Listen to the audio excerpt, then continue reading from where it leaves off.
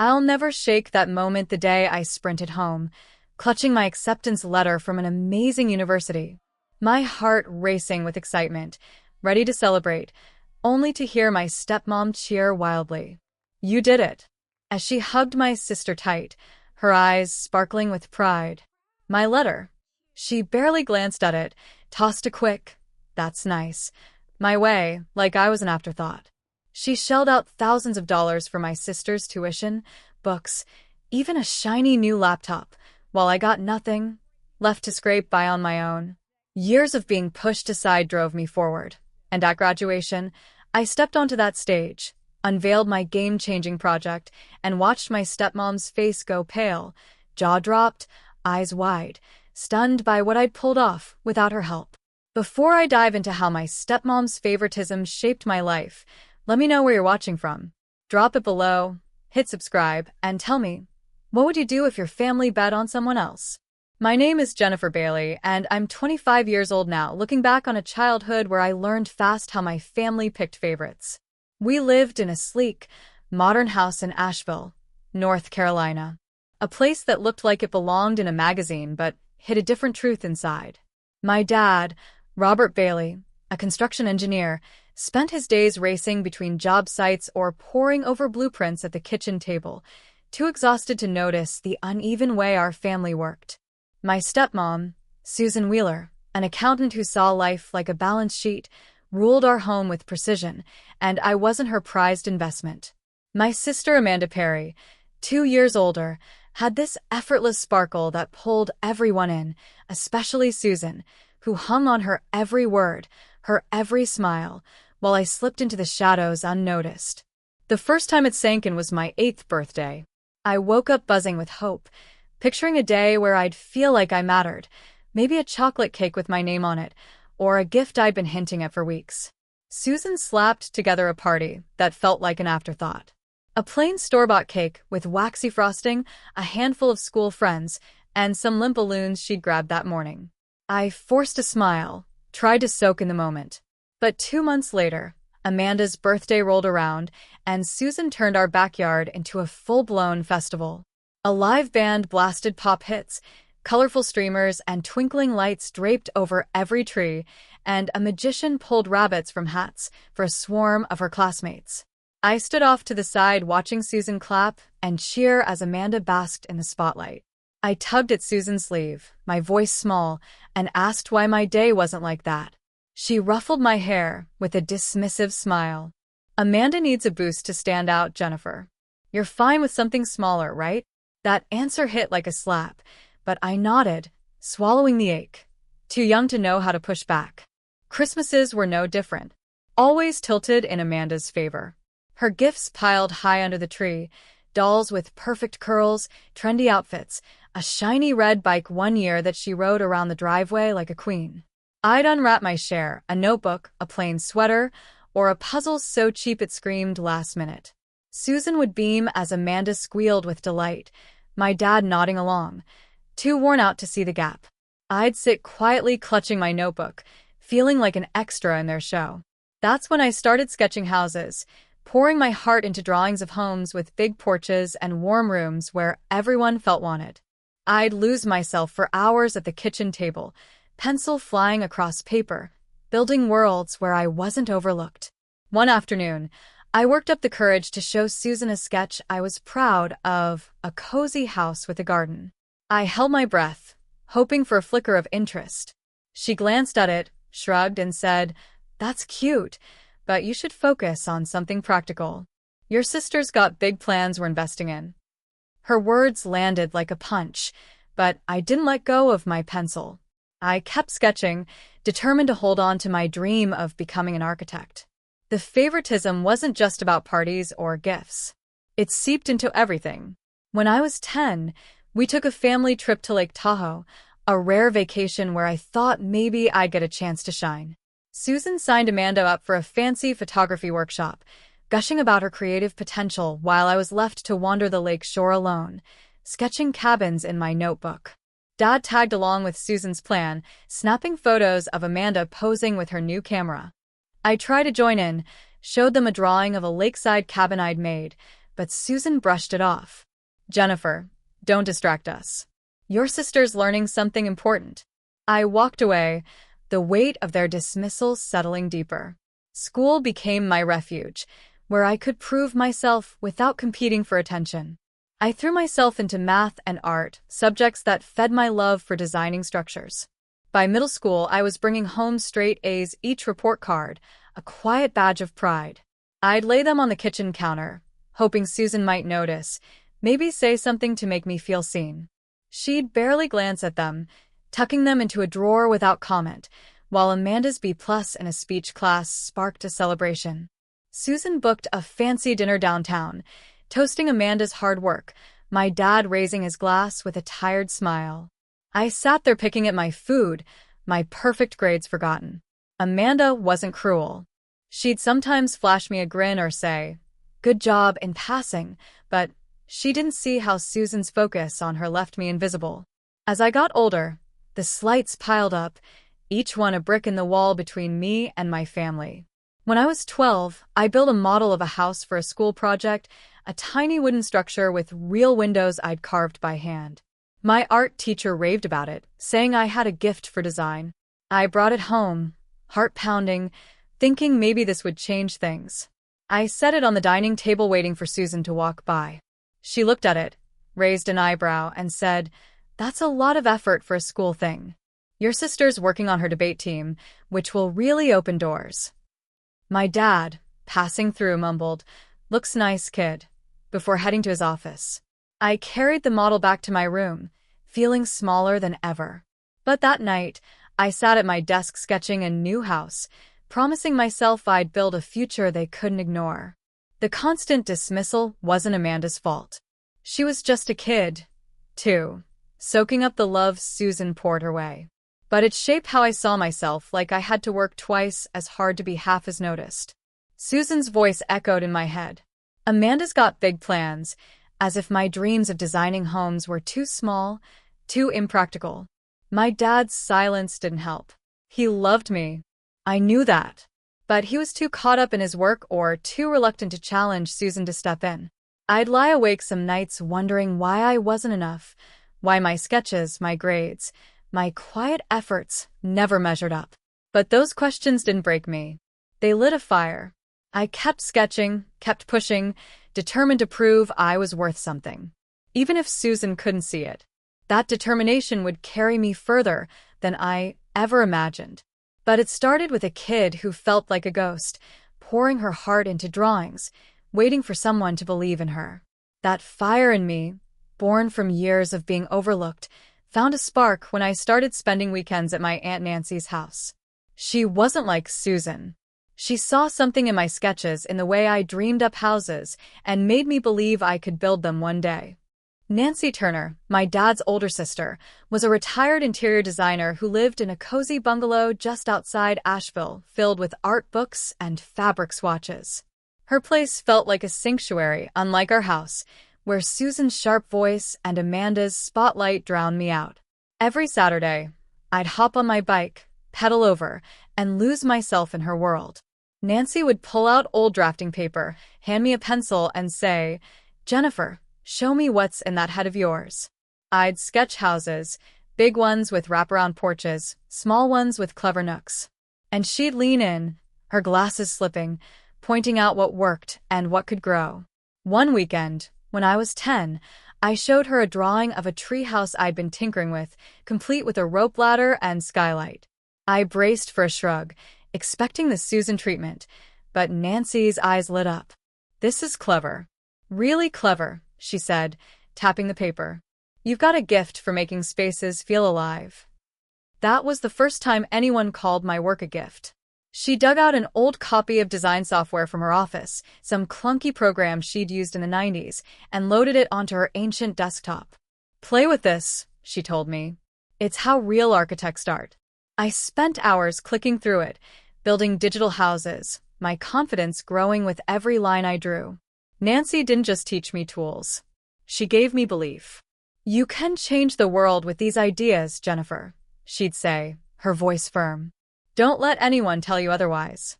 Those words became my anchor, something to hold on to when Susan's dismissals cut deep. Back at home, the contrast was stark. Susan kept her focus on Amanda, cheering her on at every school event, framing her certificates like trophies. When Amanda won a middle school debate contest, Susan threw a dinner party, inviting neighbors to brag about her star. I'd sit quietly, my own achievements, a perfect math test, a glowing art project review, tucked away in my backpack. My dad, always swamped with work, would nod at Amanda's wins and miss mine entirely. I started confiding in Emily Carson, a friend I met in 5th grade art class. Emily was different. Loud, funny, and fiercely loyal. We'd sit under the oak tree at recess, and I'd spill everything. Susan's favoritism, Amanda's endless praise, my sketches no one at home cared about. Emily would listen, her eyes wide, then grab my arm. "Jennifer, your drawings are amazing. You're going to build houses that make people happy one day." Her words, raw and honest, kept me going, made me feel seen when my family barely looked my way. Emily wasn't just talk. She pushed me to act. When we were 12, our school announced a contest to design a new playground. I hesitated, Susan's voice in my head, calling my dreams impractical. But Emily wouldn't let me back out. "You're doing this," she said, dragging me to the library to sketch. I poured weeks into it, designing a playground with ramps for kids in wheelchairs and a climbing wall shaped like a mountain. Nancy helped, too, suggesting materials, tweaking angles, her feedback sharp but kind. I submitted my plan, heart pounding, half expecting to lose. When they announced I'd won first place, Emily screamed so loud the whole auditorium turned. My name was in the school newsletter, my design slated to be built. I rushed home, clutching the certificate, thinking maybe this would change things. Susan skimmed it, said, "That's nice, Jennifer," and turned back to Amanda's latest debate prep. My dad, distracted by a work call, mumbled, "Good job, kid." Their indifference stung, but Nancy and Emily's belief carried more weight. Those moments with Nancy and Emily shaped me, turned my hurt into drive. Nancy kept pushing, giving me books on architecture, taking me to see local buildings, showing me how design could tell a story.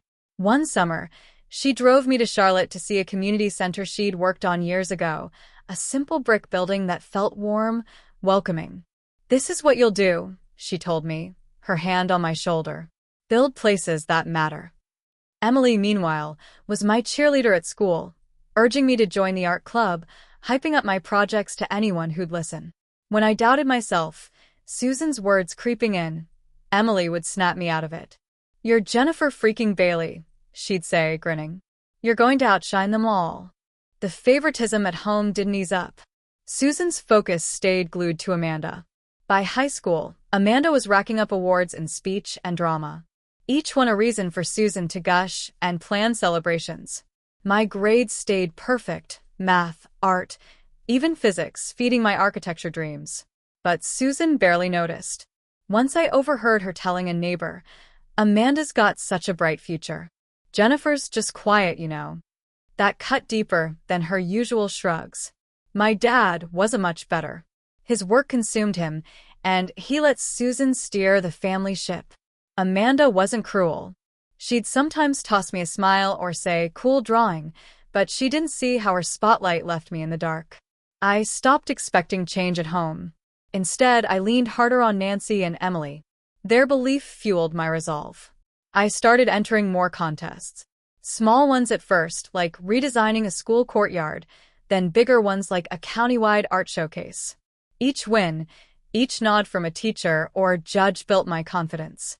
Nancy framed my first award, a certificate for a garden design, in her living room, right next to her own work. "You're on your way, kiddo," she said, her eyes shining. Emily would drag me to school assemblies to cheer when my name was called, making me laugh even when I wanted to hide. Their support wasn't loud like Susan's for Amanda. It was steady, real, and it kept me moving forward. I'd sit at Nancy's drafting table or sketch with Emily at the library, dreaming of a future where my designs would stand tall, where no one could overlook me again. That dream was still far off, but with Nancy and Emily in my corner, I knew I'd fight for it no matter what it took. With Nancy and Emily in my corner, I carried that belief into high school, pouring every ounce of energy into my sketches and grades, determined to carve my own path. But nothing prepared me for the day my acceptance letter from UNC Charlotte arrived, when Susan's favoritism hit harder than ever. I'd worked relentlessly through high school, acing math, art, and physics, stacking up awards for small design projects like a community garden layout that won a county contest. My teachers saw my drive, urging me to aim for UNC Charlotte's architecture program, one of the best in the state. I spent late nights perfecting my portfolio, sketching sustainable homes with clever layouts, dreaming of a future where my designs could make a difference. When that acceptance letter landed in our mailbox, I tore it open, heart racing, thinking maybe this would finally shift things at home.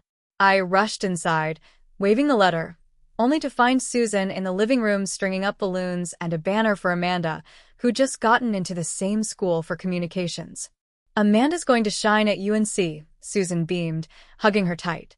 I stood there clutching my letter and said, "I got in too, to the architecture program." Susan glanced over, her smile fading slightly. "That's nice, Jennifer, but Amanda's degree will open big doors. We're throwing her a party tonight." My dad, just home from a job site, nodded absently. "Good work, kid," before joining the celebration prep. That night, neighbors filled our house toasting Amanda's future while I stood in the corner, my letter tucked away, my moment swallowed by her spotlight. The real blow came a week later at a family meeting. Susan sat at the dining table, her ledger open, and announced, "We've crunched the numbers for college costs. Amanda's tuition, dorm, books, and expenses. We're covering it all." My heart lifted for a second. Maybe they'd planned for me, too. Then she turned to me. "Jennifer, you're resourceful. You can apply for scholarships or loans. Your grades should help." I froze, my voice barely steady. "You're paying for Amanda's school, but not mine?" Susan sighed like I was being difficult. "Amanda's career needs this investment. Communications is competitive. You'll figure it out, right?" My dad shifted uncomfortably, but said nothing, his silence louder than any words. Amanda looked down, avoiding my eyes. I stood up, my hands shaking. "Thanks for making it clear where I stand." I walked out, the weight of their choice sinking in. That moment lit a new fire, not just to prove them wrong, but to prove I could do it alone. I threw myself into planning, scouring scholarship applications, crunching budgets, and landing a job at a local bakery. By summer's end, I'd secured a partial scholarship to UNC Charlotte, covering half my tuition. The rest would come from loans and my bakery gig, working 20 hours a week, frosting cakes and mopping floors after late shifts. I moved into the cheapest dorm, picked the smallest meal plan, and budgeted every dollar to stretch.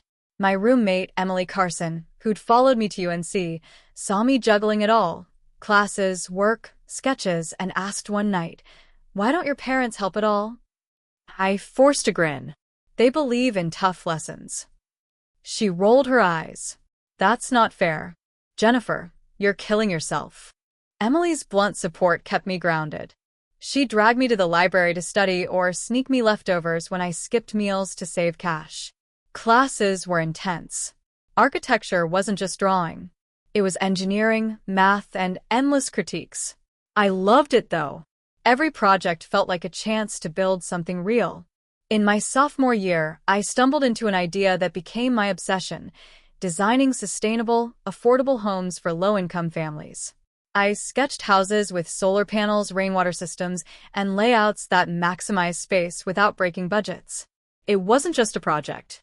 It was personal, a way to create homes where everyone felt valued, not overlooked. I'd stay up past midnight in the studio refining plans, fueled by coffee and the memory of Susan's dismissals. My professors noticed. One, Dr. Michael Holt, pulled me aside after class. "Your designs have heart, Jennifer, but they need polish. Keep pushing." His words stuck, and I did, pouring every spare moment into that project. The grind took a toll. I'd race from the bakery, flour still on my apron, to class, then to the studio, barely sleeping. My loans piled up and my scholarship didn't cover extras like software licenses or materials. Some nights I'd stare at my budget wondering if I'd run dry before graduation. Susan's voice echoed, "You'll figure it out." But figuring it out meant skipping meals, reusing notebooks, and dodging campus events to save a few bucks. Emily saw me unraveling once after a 12-hour shift. I crashed on our dorm couch, too tired to move. "You can't keep this up," she said, shoving a sandwich at me. "You're stronger than this, but you don't have to do it alone." She'd sit with me in the studio sometimes, quizzing me on structural math or just keeping me company. Her presence a lifeline when I felt like sinking. Home didn't offer relief. During breaks, I'd visit Asheville, hoping for a shift. Maybe Susan would see my effort or Dad would step up. Instead, Susan gushed over Amanda's college life, her internships, her sorority, all funded by them. My updates, top grades, a design contest win, got a nod or a "that's great, Jennifer," before the conversation swung back to Amanda. Once I mentioned my sustainable housing project, thinking it might spark interest. Susan cut me off. "Sounds ambitious, but Amanda's got a big presentation coming up. We're helping her prep." My dad, glued to his phone, didn't look up. I stopped sharing after that. Their indifference wasn't worth the sting. Aunt Nancy, though, kept me tethered. She'd call every few weeks asking about my designs, sending me articles on green architecture. "You're building something important," she'd say, her voice warm. Once she mailed me a used drafting tablet, an old model, but a treasure for me. "Use it to make those houses real," her note read. I'd clutch that tablet in the studio, sketching with a focus I didn't know I had. Every line, a step toward proving I didn't need Susan's money or approval. Emily backed me, too, pushing me to enter my housing project in a regional design showcase.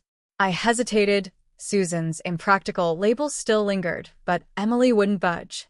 "You're not letting her win." I submitted it, and it placed third, a small win, but enough to make me believe I was on the right track. By junior year, my sustainable housing project was taking shape, blueprints for homes that could change lives. Homes I wished I'd grown up in, where no one felt like an afterthought. But the cost of getting there, financially, physically, emotionally, was brutal. I'd collapse into bed some nights, my hands stained with ink, wondering if I could keep up the pace.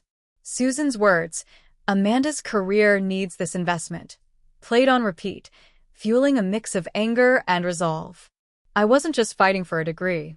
I was fighting to prove my worth, to build something so undeniable, even Susan would have to see it.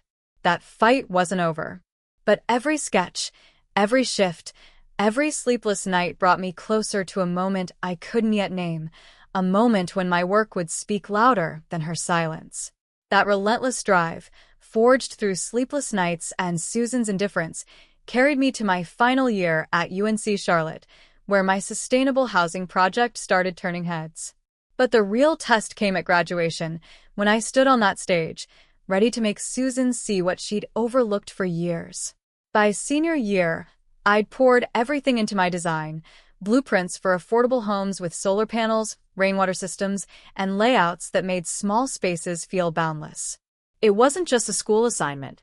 It was my answer to a childhood spent feeling invisible, a way to build homes where no one would be an afterthought.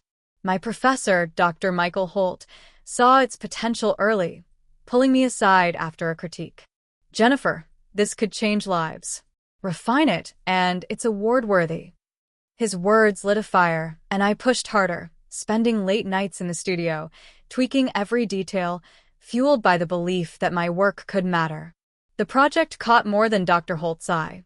By spring, it won a university design challenge, earning a spot in a regional showcase. Word spread, and David Lawson, CEO of a major architecture firm, reached out wanting to see my plans in action. I kept it quiet, didn't tell Susan, Dad, or Amanda, knowing they'd brush it off as another cute hobby. Instead, I worked with UNC's commencement team, arranging for my project to be highlighted at graduation. They were thrilled. An undergraduate with a game-changing design was a story they wanted to tell. "We'll announce it during the ceremony," the dean promised. "You'll have a moment to speak." I nodded, my heart pounding, not just for the recognition, but for the chance to stand in front of Susan and show her what I'd built without her help. Graduation morning dawned bright. The UNC campus buzzing with families and graduates in black gowns. I woke early, nerves twisting in my stomach, not from stage fright, but from what was coming. Susan, Dad, and Amanda were in town, mostly to celebrate Amanda's communications degree. Susan had texted, "We'll try to make your ceremony, but Amanda's event is right after." That try stung, echoing years of being second place. I dressed carefully, a tailored gray dress under my gown, projecting the confidence I'd fought to earn. Emily, my rock, helped pin my honor cords, joking, "You're about to drop a bomb on them, Jennifer." I managed to smile. That's the plan. Deep down, I wasn't sure how I'd feel when Susan saw me. Would I be cold, triumphant, or something else? I decided to let the moment decide. At the ceremony, I sat among the architecture graduates, scanning the crowd for my family. Susan and Dad were there, dressed up, Susan in a floral dress, Dad in a suit with a UNC tie, chatting with Amanda, who looked radiant in her gown. They hadn't spotted me yet, their eyes fixed on the program, probably skimming for Amanda's name. My pulse raced as the opening speeches dragged on, each minute building the tension. Finally, the dean took the podium for special recognitions. "Today we honor a student whose work exemplifies innovation and impact," she began. "Would Jennifer Bailey please join me on stage?" I stood, legs steady despite the adrenaline, and walked to the podium, every step deliberate, every glance forward. From the stage, I saw Susan's head snap up, her face shifting from boredom to confusion. The dean's voice rang out. "Jennifer Bailey, graduating with highest honors in architecture, has designed a revolutionary set of sustainable homes for low-income families capable of transforming communities with affordable, eco-friendly living." A murmur rippled through the crowd. Susan leaned forward, her eyes narrowing. In recognition of this achievement, the dean continued, "Jennifer is the recipient of the Design Innovation Award, one of the highest honors for undergraduate work in our field. Furthermore, her project has secured a partnership with Lawson Architecture, a $3,500,000 deal to bring these homes to life." The applause swelled louder, sharper, some rising to their feet. Susan's mouth fell open, her face paling, jaw slack, eyes wide, frozen in shock. Dad's hands paused mid-clap, his expression stunned. Amanda beside them broke into a grin, clapping fiercely. The dean turned to me. "Jennifer, would you like to say a few words?" I stepped to the microphone, my speech memorized but alive with the moment. I looked out at the crowd, locking eyes with Susan, her pale face a silent confession. "For years ago, I began, my voice clear. I came to UNC Charlotte with nothing but determination. No financial support from my family, just loans, late-night shifts at a bakery, and a belief that my work could matter. I built this project through countless nights in the studio, driven by a vision of homes where everyone feels valued." Susan shifted in her seat, her hands gripping her purse. "I'm grateful to those who saw my potential, my Aunt Nancy, my friend Emily, my professor Dr. Holt. They believed in me when others didn't." I paused, letting the omission of my family hang heavy. This award, this partnership, they're proof that perseverance can turn dreams into reality, even when the people closest to you bet against you. The crowd erupted, many standing again. Emily's cheer cutting through the noise. Susan sat motionless, her face drained of color, Dad staring at the floor. Amanda still smiling, her eyes glistening. The rest of the ceremony blurred. My name called for my diploma, the applause louder than for others. After it ended, I waded through well-wishers, classmates, professors, even Dr. Holt, who hugged me. "You did it, Jennifer." Emily found me next, nearly tackling me. "You killed it up there." Before I could reply, I felt a tap on my shoulder. Susan stood there, her makeup smudged, Dad and Amanda behind her. Susan's voice wavered. "Jennifer, we had no idea. This is incredible. Congratulations." Dad cleared his throat. "I'm proud of you, kid." Amanda stepped forward, her voice soft. I always knew you were amazing, Jen. I'm sorry I didn't say it sooner. Their words hit me, but not like I'd imagined. Years ago, I'd craved this, their approval, their regret. But now it felt hollow.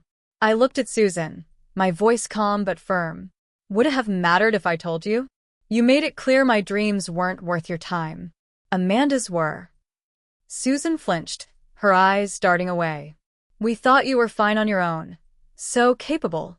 I cut her off. Capable doesn't mean I didn't need support. Imagine what I could have done without scraping by, without carrying the weight of your indifference. Dad stepped closer, his face pained.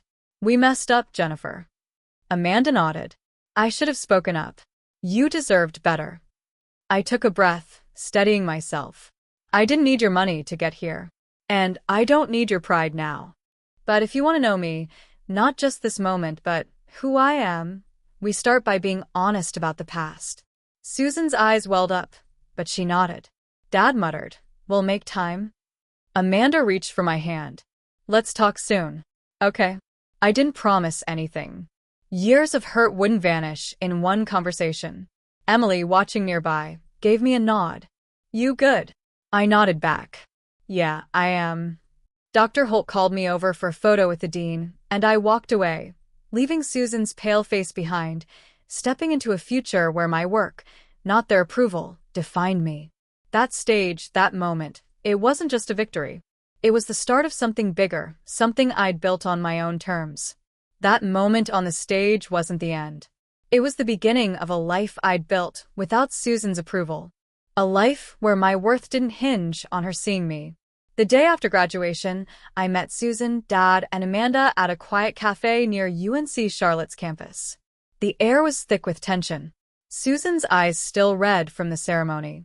Dad fiddling with his coffee cup. Amanda picking at her napkin. Susan started first, her voice shaky. Jennifer, we were wrong. Your achievement. It's incredible. We want to make things right. Dad nodded. I should have stepped up sooner. I'm sorry, kid. Amanda looked at me, her eyes soft. I never meant to take your light, Jen. You're amazing. Their words stirred something. Part of me had waited years for this, but they landed differently now. I didn't need their apologies to feel whole. I leaned back, keeping my voice steady. I'm glad you're saying this, but it's not enough. You chose Amanda over me, every birthday, every Christmas. Her tuition over mine. I don't need your regret now. I need you to know who I am, not just what I've done. Susan's face crumpled, but she nodded. We'll try, Jennifer. We want to be part of your life. Dad added. We can stay longer. Talk more. Amanda reached for my hand. Let's start over, okay? I pulled back gently. I'm not ready for that. If we're going to rebuild, it's on my terms, honest. No pretending the past didn't happen. They exchanged glances, quiet, and I left it there. A door cracked open, but not wide. Walking away from that cafe, I felt lighter, not because we'd fix things, but because I'd set my boundaries. I didn't owe them forgiveness. Not yet. Instead, I focused on what came next. A week later, I signed with Lawson Architecture as a junior designer, stepping into a sleek Charlotte office where my sustainable housing project was already sparking meetings. David Lawson, the CEO, shook my hand. Your designs are going to reshape communities, Jennifer. Let's get to work. We pushed the project forward, refining blueprints, testing materials, aiming to build the first homes within 18 months. Every meeting, every draft felt like a victory, not just for me, but for the families who'd live in those houses, places where no one would feel overlooked. My first paycheck felt surreal, real money after years of scraping by. I paid off a chunk of my student loans, a weight lifting with every digit cleared. Then I bought a small condo in Charlotte, nothing fancy, but mine, with a drafting table by the window where I sketched late into the night. But the biggest move came 6 months later when I used part of my signing bonus to start the Nancy Turner Scholarship at UNC Charlotte. Named for my aunt who'd seen my spark when I was just a kid. It supported architecture students with financial need, kids like me who dreamed big but had no safety net. When I told Nancy, her voice cracked over the phone. I'm so proud, Jennifer. You're giving others what I gave you. Susan and Dad asked to contribute to the fund, Dad's voice hesitant. Would you let us help? I paused, then said, maybe one day, but this is mine to build. It was a small step, but it felt right. My way of honoring Nancy, not their guilt. Work consumed me, but in the best way. The housing project grew. Our first prototype broke ground in a low-income Charlotte neighborhood. A small house with solar panels gleaming under the sun. Dr. Michael Holt, now a mentor, visited the site. This is why we teach, Jennifer. You're making a difference.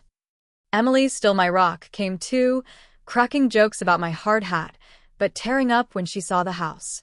You did this, she said, hugging me tight.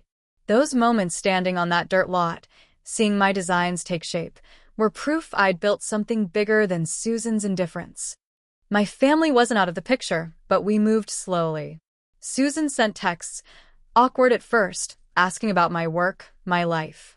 I replied sparingly, testing their effort. Dad called monthly, his voice softer, asking about my designs. Once he even read an article on sustainable housing to keep up. Amanda visited Charlotte once. Over coffee, she opened up. Growing up, I felt pressure to be perfect for them. It wasn't fair to you, Jen. I'm sorry. Her words surprised me. Favoritism hurt us both, just differently. We didn't hug it out, but we agreed to talk again. I wasn't ready to trust them fully. Years of neglect don't vanish. But I left the door ajar, curious where it might lead. The biggest shift wasn't with them. It was in me. I started speaking at schools, sharing my story with kids who felt overlooked. At one high school, a girl approached me, her voice quiet. My parents say, architecture is a waste for girls. They want me to do business. I saw myself in her, those years of Susan's shrugs, and knelt down. Their doubts don't define you, I said. Keep drawing. Use their words as fuel. Her nod, small but fierce, stayed with me. That's when I knew my worth wasn't tied to Susan's approval or anyone's. It came from the homes I'd build, the kids I'd inspire, the life I'd carved on my own terms. 2 years after graduation, the first family moved into one of my houses. A single mom and her 2 kids, their smiles wide as they stepped inside. I stood outside watching, my chest tight with something deeper than pride. This was why I'd fought. Why every late shift, every loan, every ignored sketch was worth it. If you're watching this and feeling unseen by your family, your friends, anyone, know this. Their blindness doesn't measure your value. Find your spark, hold it tight, and build something they can't ignore. What's your story? Drop it in the comments. Have you ever been underestimated? How do you push through? Hit subscribe. Share this with someone who needs it. And let's keep this conversation going. Thanks for hearing me out. Now go make your dreams louder than their doubts.